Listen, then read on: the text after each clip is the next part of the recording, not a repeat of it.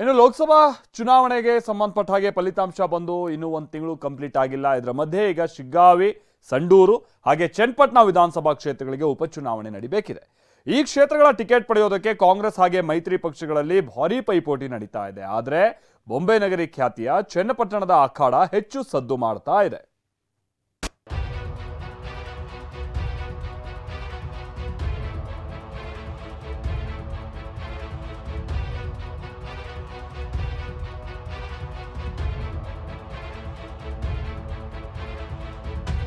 Mini ಸಮರ, ಮತ್ತೊಂದು mini ಯುದ್ಧಕ್ಕೆ ಭರ್ಜರಿ ಸಿದ್ಧತೆ ನಡೀತಿದೆ. ಪ್ರತಿಷ್ಠೆಯ ಕಣವಾಗಿದೆ. ಗೆಲ್ಲೋ ಹುಮ್ಮಸ್ನಲ್ಲಿರೋ ಮೂರೂ ಪಕ್ಷದ ನಾಯಕರು ತೆರೆಮರೆಯಲ್ಲೇ ತಂತ್ರಗಾರಿಕೆ ಮಾಡ್ತಿದ್ದಾರೆ. ಶತಾಯಗತಾಯ ಗೆಲ್ಲಲೇಬೇಕು ಅಂತ ಪಣ ತೊಟ್ಟಿದ್ದಾರೆ. ಚನ್ನಪಟ್ಟಣ, ಹಾವೇರಿ, ಸಂಡೂರು ಕ್ಷೇತ್ರಗಳಿಗೆ ಉಪಚುನಾವಣೆ ನಡೆಯಲಿದೆ. ಅದರಲ್ಲೂ ಚನ್ನಪಟ್ಟಣ ಕ್ಷೇತ್ರ ತುಂಬಾನೇ ಸದ್ದು ಮಾಡ್ತಿದೆ. ಮೂರು ಪಕ್ಷಗಳು ಪ್ರತಿಷ್ಠೆಯಾಗಿ ತೆಗೆದುಕೊಂಡಿವೆ. DK brothers versus Kumaraswamy ಆದಂತಾಗಿದೆ.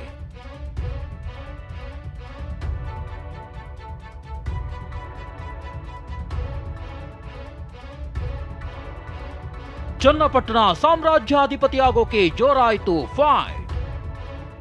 ಸಹೋದರನ ಸೋಲಿನ ಸೇಡು ತೀರಿಸಿಕೊಳ್ಳೋಕೆ ಡಿಕೆ ತಂತ್ರ. ಚನ್ನಪಟ್ಟಣ ಕ್ಷೇತ್ರ ಡಿಸಿಎಂ ಡಿಕೆ ಶಿವಕುಮಾರ್ಗೆ ಸೇಡಿನ ಕಣವಾಗಿ ಮಾರ್ಪಟ್ಟಿದೆ.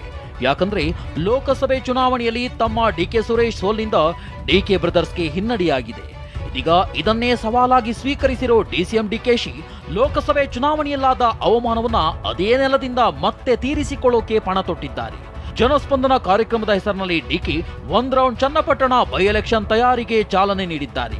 ಡಿಕೆ ಅಖಾಡಕ್ಕಿಳಿತಾರೆ ಅನ್ನೋ ಚರ್ಚೆ ಮಧ್ಯೆಯೇ ಇವತ್ತು ಚಿತ್ರದುರ್ಗದಲ್ಲಿ ಸಚಿವ ಡಿ ಸುಧಾಕರ್ ಮಾತ್ರ ಕೆಪಿಸಿಸಿ ಅಧ್ಯಕ್ಷರಾಗಿ ಅವರು ಎಲ್ಲಾ ಕ್ಷೇತ್ರಕ್ಕೂ ಹೋಗ್ತಾರೆ. ಆದ್ರೆ ಬೈ ಎಲೆಕ್ಷನ್ ಪಕ್ಷಕ್ಕೆ ಪ್ರತಿಷ್ಠೆ ಎಂದಿದ್ದಾರೆ. ಪಕ್ಷದ ಅಧ್ಯಕ್ಷರಿದ್ದಾರೆ, ಈ ರಾಜ್ಯದ ಉಪಮುಖ್ಯಮಂತ್ರಿಗಳಿದ್ದಾರೆ. ಪಕ್ಷ ಸಂಘಟನೆ ಅವರ ಅಧ್ಯಕ್ಷರಾದ ಭಾಳಷ್ಟು ಪಕ್ಷವನ್ನು ಕಟ್ಟಿದ್ದಾರೆ. ಸೊ ಇದನ್ನೆಲ್ಲ ಉಪಚುನಾವಣೆಯನ್ನು ಕೂಡ ನಾವು ಗಂಭೀರವಾಗಿ ನೋಡಿದ್ದೀವಿ.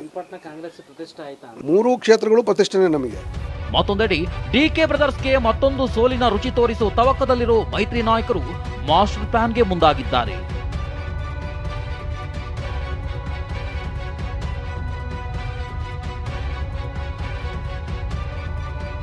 ಜನರ ನಾಡಿ ಮಿಡಿತ ತಿಳಿಯಲು ಸರ್ವೆಗೆ ಬಿಜೆಪಿ ಪ್ಲಾನ್.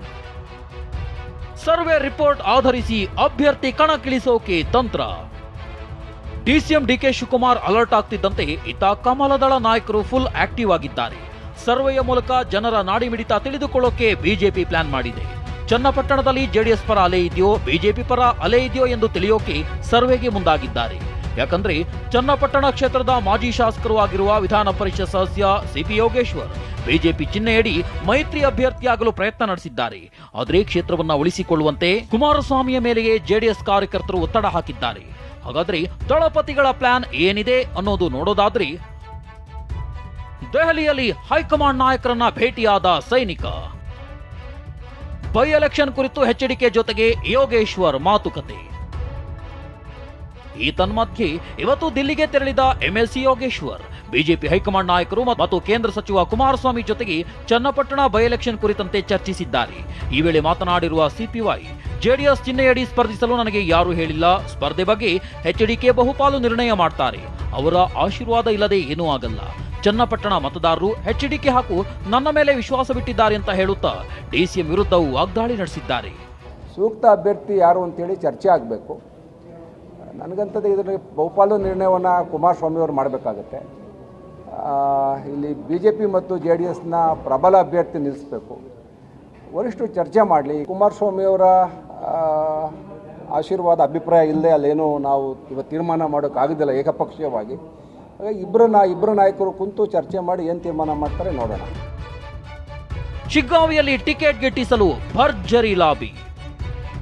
ಇತ ಶಿಗ್ಗಾವಿ ಬೈ ಎಲೆಕ್ಷನ್ ಅಖಾಡವು ರಂಗೇರಿದೆ. ಚುನಾವಣೆಯಲ್ಲಿ ಸ್ಪರ್ಧಿಸೋಕೆ ಕಾಂಗ್ರೆಸ್, ಬಿಜೆಪಿಯಲ್ಲಿ ಡಜನ್ ಆಕಾಂಕ್ಷಿಗಳು ಟಿಕೆಟ್ಗಾಗಿ ಭಾರೀ ಲಾಬಿ ನಡೆಸುತ್ತಿದ್ದಾರೆ.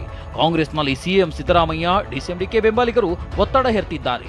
ಸಿದ್ದರಾಮಯ್ಯ ಆಪ್ತ ಅಜಂಪೀರ್ ಖಾದ್ರಿ ಅಂತೂ ನನಗೆ ಟಿಕೆಟ್ ಫೈನಲ್ ಆಗಿದೆ ಎಂದು ಜನಸ್ವರಾಜ್ ಯಾತ್ರೆ ಕೈಗೊಂಡಿದ್ದಾರೆ. ಮತ್ತೊಂದೆಡೆ ಡಿಕೆಶಿ ಆಪ್ತ ಯಾಶೀರ್ ಖಾನ್ ಪಠಾಣ್ ಈ ಬಾರಿ ನನಗೆ ಟಿಕೆಟ್ ನೀಡಿ ಎಂದು ಒತ್ತಡ ಹಾಕಿದ್ದಾರಂತೆ.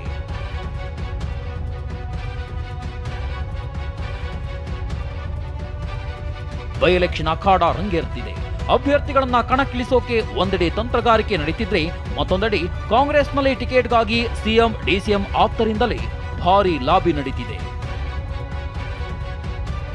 Bureau report ಟಿವಿ9.